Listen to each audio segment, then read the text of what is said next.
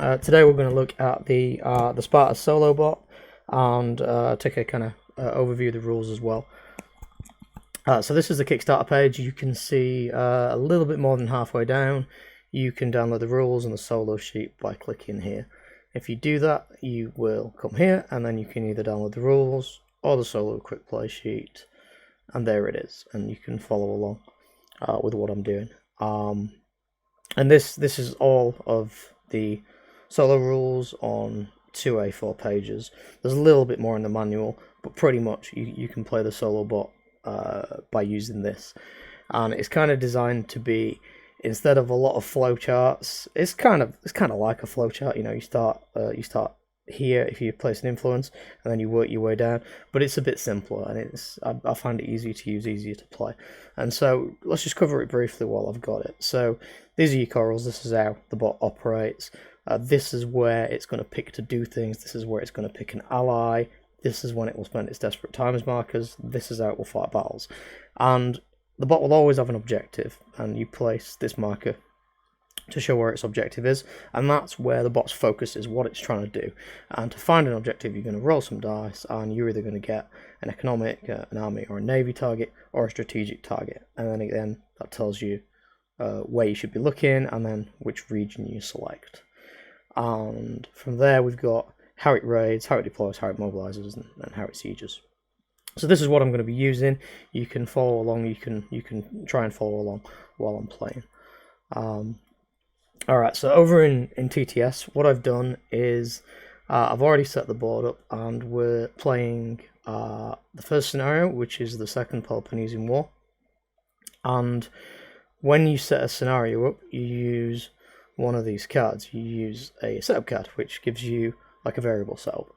And so in this case, Sparta placed an influence, then Athens placed 2 influence, and then Sparta placed 1 more influence. And the bot can do this as well. It does it again via having an objective region and then using the icons. So the objective region it rolled was Attica. It actually rolled a strategic objective, which should have been the Hellespont, but it can't get to the Hellespont. The bot is playing Sparta. Sparta currently can't reach the Hellespont and is down in navy. So the navy's not up to fighting the Athenian navy at the minute. Because of that, instead of the Hellespont, because it's kind of inaccessible to them, they picked Attica. So they're going to go and raid Athens instead, and potentially put a siege on and things like that. And so when we started placing influence, then the first thing they did is they tried to place where they could find a cavalry.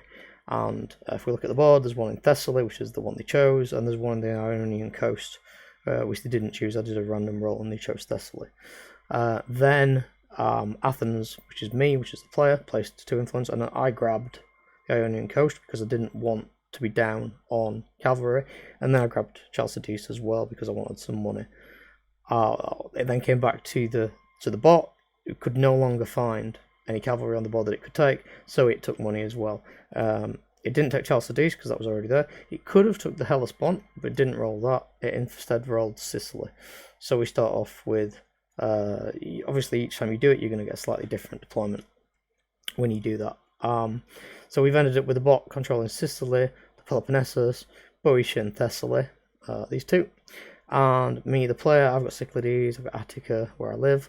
I've got Chalcidice up here, which is also where where I'm currently sieging. I've got an Athenian siege attacking Protodia, and I've got the Ionian coast as well.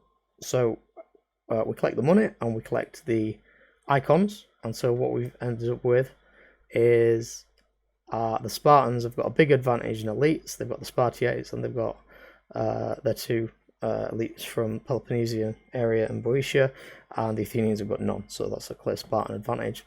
Nobody's got any skirmishers, so nobody has that advantage, and because I stopped the bot from grabbing the extra cavalry, I've got 2 cavalry, and it's only got 1, and that means that I've got an advantage as Athens here, so these 2 balance each other out. So actually, that's completely even. The army strength, however, Sparta's got an advantage in army strength, so ultimately, Sparta is up 1. In army strength, and that's tracked with a red marker up 1. It's red for army, blue for navy. In terms of navy strength, Athens is up 1, it's got higher strength, and Athens has the Cyclades fleet, and Sparta does not. There should actually be a blue marker showing that Athens has got that advantage. So we look at 1 advantage, 2 advantages, and Athens has marked up 2. So that's kind of the starting who's got an advantage at sea and at land. So at sea the Athenians have got advantage, at land the Spartans have got the advantage. And this will help the bot to make decisions as it plays its turn. Okay, let's go. So Sparta always starts first, and it plays just like a player, except it doesn't know what's in its hand, because that would be meaningless. I've got, I'd just have more intelligence. So the first thing it does is it raids, but there isn't any way to raid. There's nowhere on the board that Sparta's got an army. So we're going to flip that first card, and we get barbarian allies. Send a lesser envoy to any space in Aetolia or Thessaly. Spend a favour to target both. Now we've got no favour, so we can't do that. So the bot's going to try and choose between placing influence in Aetolia or Thessaly. So if we look at the board, this is Aetolia, which is currently tied, and this is Thessaly, which is currently Spartan already. So we look at a portion of the solo sheet which says, when playing any card which gives influence, select the region which needs to be altered the least from amongst these regions. The first one is a neutral region if a single polish will grant control. And that's true, actually. This region is neutral, and a single polish will grant control. So I'm going to grab, it could be either one of these, it really doesn't matter. Let's grab Lucas. And that means that next term when we evaluate regions, Sparta will take control of Aetolia. Okay, next up is deployment. So Sparta has 1 fleet ready to deploy, although I have put an army with him. Have I set that up wrong? Could have done. Just give me 1 second. Sparta should have Army 1 mobilized. So, yeah, sorry about that. So, Archidamus should actually be controlling Army 1. And this is how we show that. Oops. Right. So, we need to decide what Archidamus is going to do. Now, he doesn't get a benefit when he wins a land battle if he attacks. So he's not going to do anything particularly exciting in terms of his bonuses. Deployment. Where to deploy? Is there an enemy force to defy? Yes, there is, because there's an enemy force up in Potidaea. Step 1 says fight an enemy force if advantaged in the type of battle which will be fought, and we will be, because it will be a land battle. So there's no choice, it's just fight an enemy force if advantaged in the type of battle. They're going to go and get them. So we do that. And they're going to go and relieve that siege. Then we do mobilization. So we react to player mobilizations first. And the player has got a fleet mobilized and an army mobilized. Now this one's not mobilized, sorry, this is the one up in Potidaea. We can tell this one is mobilized because the marker's on top of it, it's ready to go. So are they going to react to that Athenian fleet preparing to go out? So for each mobilization made by the player, the bot may react based on battle strength. Check for navy response. If disadvantaged, and we remember we were 2 down on navy, we roll 2 dice and we only react if we get both successes. So they're not particularly keen, and we did not get 2 successes, so they're just going to ignore that guy. They're not interested in what this Athenian Navak's doing. So that's the first thing you do. You look at what the other guy's done, which is exactly what you would do if you were a player. You'd be looking at what the other person's mobilized. Do you want to react to it? Do you not want to react to it?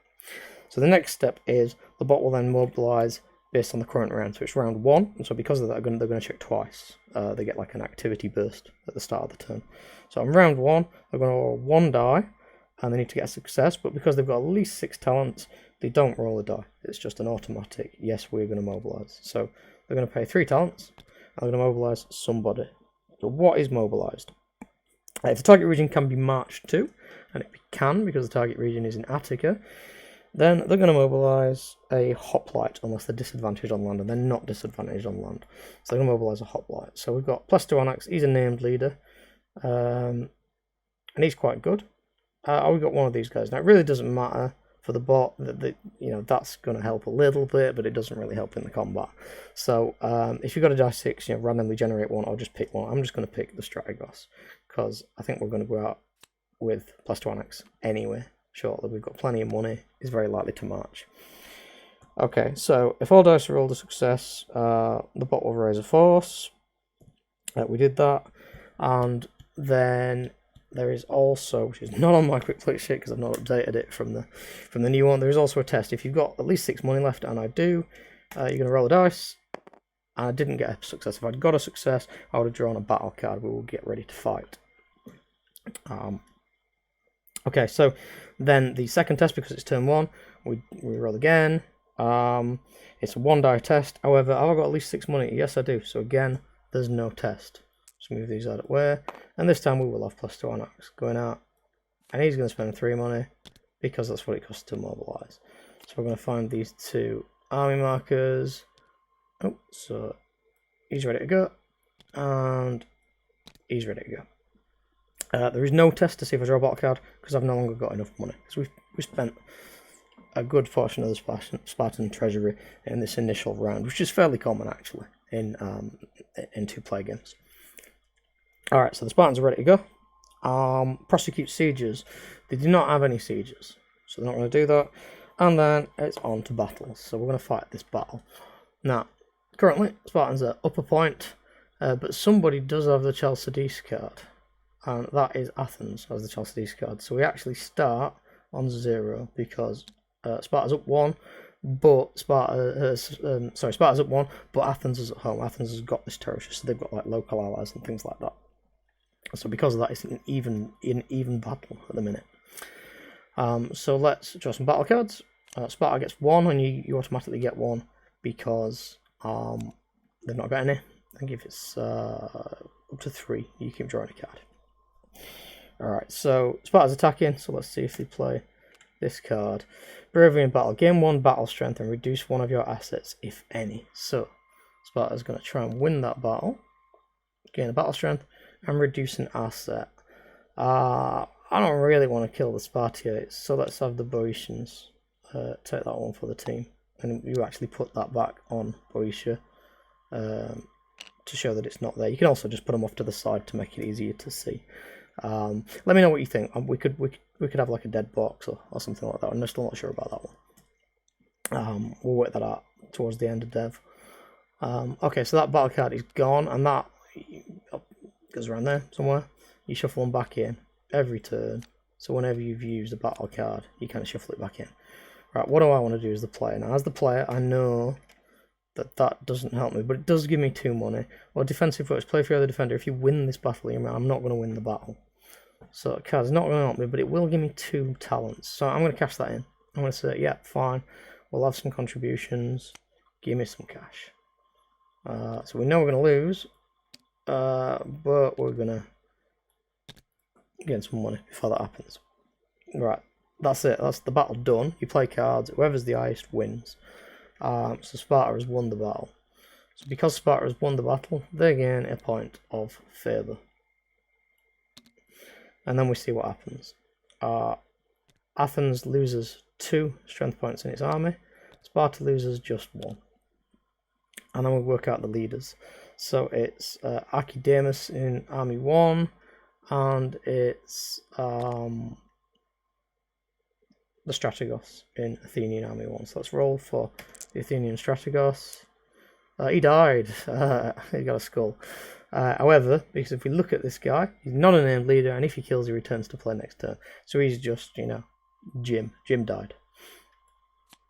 Which we'll just put him in the spent box because he'll come back next turn anyway. Archidamus, an actual named individual, also dies. He's gone. We just throw him away. That was fairly bloody. That was fairly bad. So that's it. We've took the casualties. The leaders have died. Right, and then the 2 armies will now return home. You put them back just in your kind of available pile. All right, so that's the bot's first turn. That's it done. And now it's my turn. Now, as a player, there are a number of different difficulty levels you can play on, but I've got 6 cards. So if you want to play the easy game, I think you look at them all. If you want to play the mid game, you look at 3 of them, and then the hard game, I think it's 2. You look at 2, and battle cards become cheaper for the AI as well. So I've tried to add a bit of scaling in there. You can make it easier or more difficult for yourself if you find you're winning easily. So I've got a rebuilding card. That's useful to keep hold of. Let's keep that.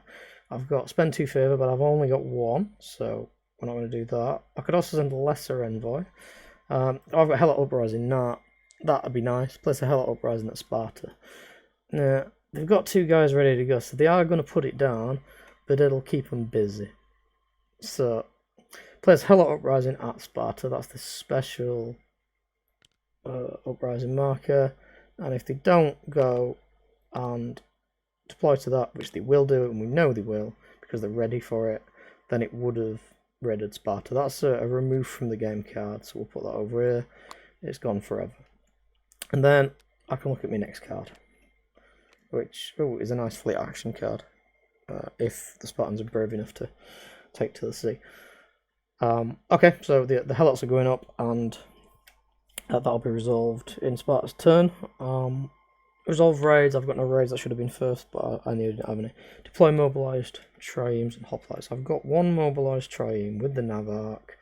I want to burn something down that is going to make a difference. So, Atolia is looking pretty good, actually. I really don't want him to have that boat or that skirmisher. So I'm going to go and burn down his newly acquired town there, which will bring us back to even. Okay, mobilise. Do I want to mobilise? I probably do. I know one of these guys is going to go and deal with Hoplite Uprising, which will leave the other one to come and fight in Athens, which is where they're going to go to, because this is the target marker. So my option is I could ignore them. I could go somewhere else. Oh, that siege has come off, by the way. I could ignore them and go somewhere else. I could just fight them, try and win. It's an home advantage. Alright, let's do, I don't need to decide right now. I can, I'm going to raise a fleet. Raise a fleet. Let's use my fleet advantage. It's 3 money. And I am going to throw 2 money in as well. And I'm going to draw a battle card. Which I can look at, but I'll not just yet. There's no sieges, there's no battles. We're done. We're back to the AI's turn. So the AI is going to raid to start off with. It's got no forces on the board to raid with, so it doesn't do that. So then we flip over their second card, which is not that button, this button. Spend 2 favour to send a greater envoy to a friendly space. So we can't do that. If you don't have that many, send a lesser envoy instead. So spend 2 favour, not got to send a lesser envoy to a friendly space. Okay, that's a nice little freebie. A lesser envoy to a friendly space. So there are quite a number of different. It's basically Corinth and Thebes. Yeah, it's basically Corinth and Thebes. Everything else is controlled, and you can't have more than control. So it's going to pick one of these. Let's see what the placement guidelines says. Enemy controlled region, no. So we'll go all the way down. I did it kind of fast in my head. We got to 5. We get to a random selection. So it's going to choose one of these 2. It doesn't really care which. It would prefer cavalry, but Borussia doesn't have cavalry and Corinth doesn't have cavalry, and then it would prefer money, and again, they both have 1 money. So there's no tie break. So we'll just do a random dice roll. If we roll a lambda, we'll go with Thebes. Yeah, so we get an extra point of influence in Thebes. That doesn't do anything just yet. We've now got 2, but we need 3 because of the little icons above Thebes. But it's a start, and it was free, so there's that. Okay, deploy hoplites. Right, so where are we going to deploy them to? Lost my sheet. There we go. Is there an enemy force to fight? No, there isn't. There's this force, but we don't have a boat. A navy has to fight a navy, an army has to fight an army. So there's no potential combat. In which case, raid the target region. So we are going to raid. I'll just pick this guy up, Strategos. Yeah, Strategos will go, and he's going to try and raid Athens. It's got to be Athens because this space doesn't exist yet. It's got no marker on it. It's just a field, and the road to Lorien moves through Athens, so that's the only place we can get to. Euboea is an island, so we would need to be a boat for that. There's no road that goes to it. A navy, I should say, a boat. Alright, so Plasto Annex is going to stop that.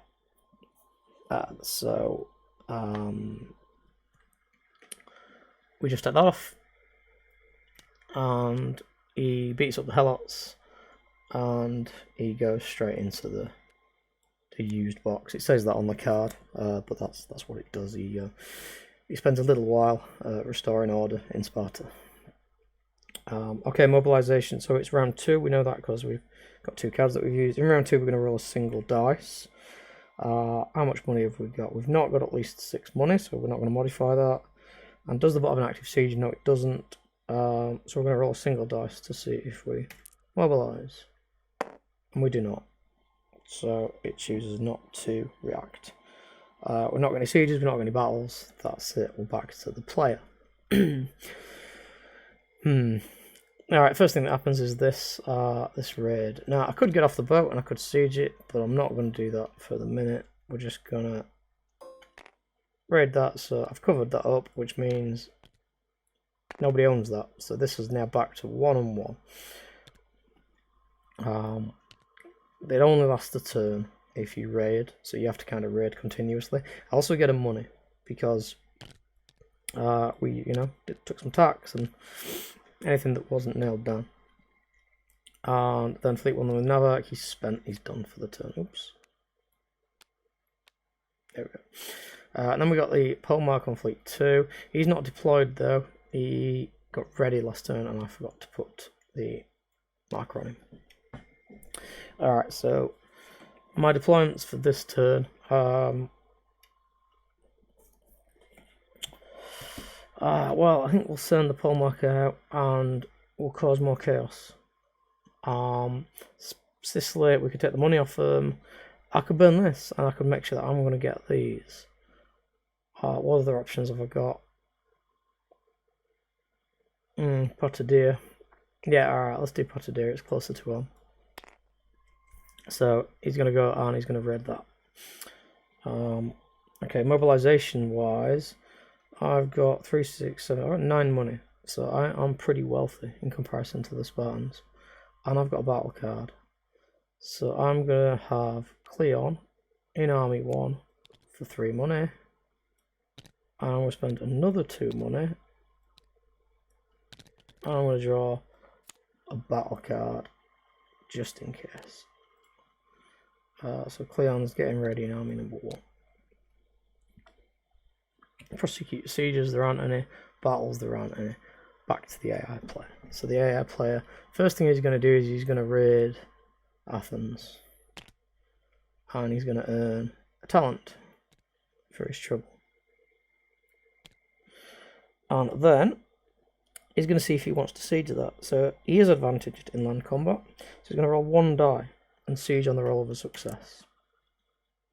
Yep, they're deciding they're going to camp outside Athens and stay there for a while. And a siege can last multiple turns. Now, as we'll find out in a minute, that's not going to be a successful siege, at least not from that point of view. But it can still be very annoying to the Athenian player. It means that they can't march. It means that they lose Athens every turn as well. So there are trade-offs to doing both. Alright, that was the raiding, and then starting off sieges. We're going to play an action card, so let's flip 1 more card over. Oops. Envoy to Metropolis. So spend a favour to send a greater envoy to an uncontrolled metropolis, which is a 2. So we can do that, and the bot's little rules say it will spend a favour to get an increased effect if control of at least one region will change. So if we can use a favour, send a greater envoy to a 2 space. This is a target region still. Unfortunately, there's no. So what would have happened there actually? If there was a 2 space in this target region, we would have done that, and we would have targeted Attica because they only currently have 1, 2. These cities are worth 1 each. You see the 1 star above them, and a 2 city would have been worth 2, and we would have actually taken control of Attica by doing that. Luckily for me, the player, there's no 2 space, so we look to see where else they're going to go for next instead. So Step 3 is a neutral region of 2 influence is required to gain control, but the bot has 2 influence to place. So they're going to pick a neutral influence and try and a region and try and switch it. So that could be Etolia because of Kosara. It could be Megara here. There are a number of places it could be. Actually, it could be. This is not yet raided, so we don't take that into account. It could also be the Hellespont. So the first thing we look for is the current objective. So we know there's no cavalry. Although the Ionian coast does have cavalry, but we ain't got it. We'd need more than 2. Thessaly we've already got. And Attica we can't get. Okay, so there's no cavalry. We're not doing that. So money is the next one. So we'll be looking to do the region with the best money, which is probably the Hellespont, actually. Yeah, so they're going to spend 2, and they're going to take control of that big city up in the Hellespont, which is bad for Athens. Right, that's that card done, and we used a favour to do this. And then we're going to deploy. So we've got no one to deploy because we didn't mobilise last turn. This guy's still sieging, and the other guy went in to Sparta and did his stuff. So we're on card number 1, 2, 3, which means we're going to roll to try and mobilise. On card 3, we're going to roll 2 dice, and we need to score both successes to mobilise, and that's not modified because of, oh no, 1, 2, 3, yeah, we've got 6 money. So we're only going to roll 1 dice. So the more money you've got, the more chance there is that they're going to do stuff, but they could choose again not to do anything. So they're not going to mobilise, and oh, I'm sorry, I forgot to check what the other player was doing. The other player has mobilised an army, and so the bot may react to an army. If advantaged, it will react. Okay, so ignore me. Let's put 3 money in. We're going to get a Polmark ready. We'll have him in army 3. Why not? Army number 3. He's going to come. He's going to come out. There we go. And that's purely because they've seen the Athenians ready an army. They're reacting to that. Sorry about that. I'm playing a little bit too fast. Obviously, you guys don't have to play this fast. Right.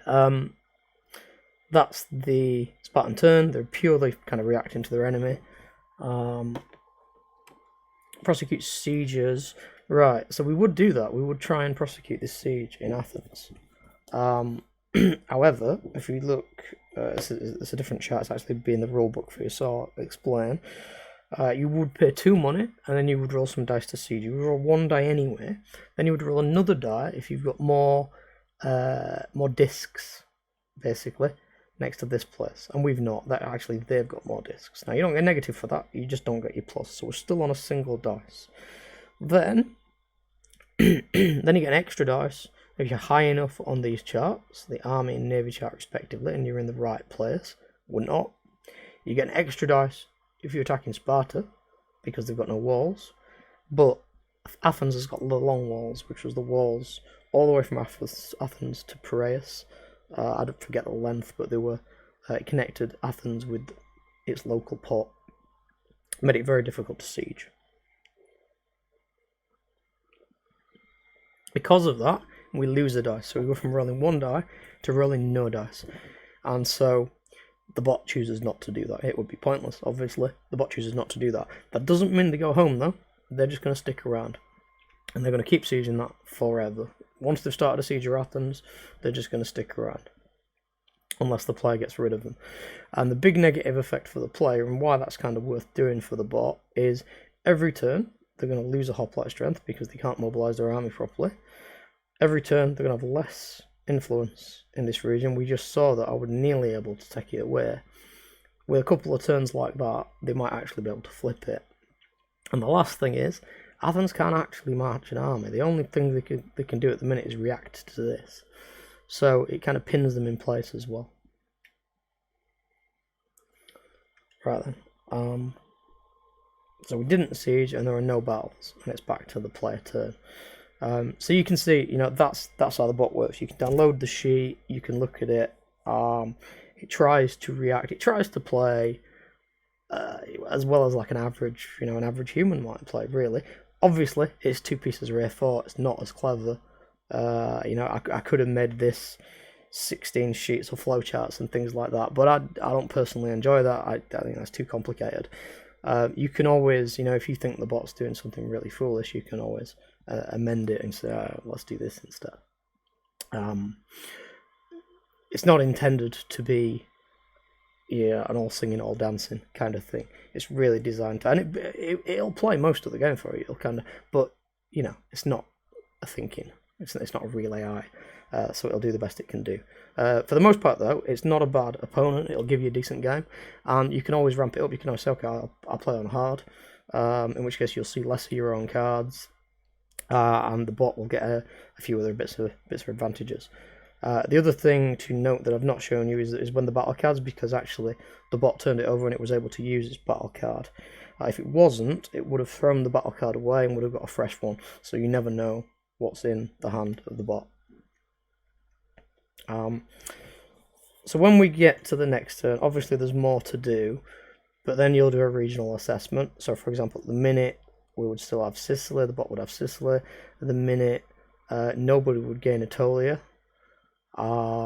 They would still have Thessaly, they would still have the Peloponnesus, nobody's got the Corinthian Isthmus, and so on.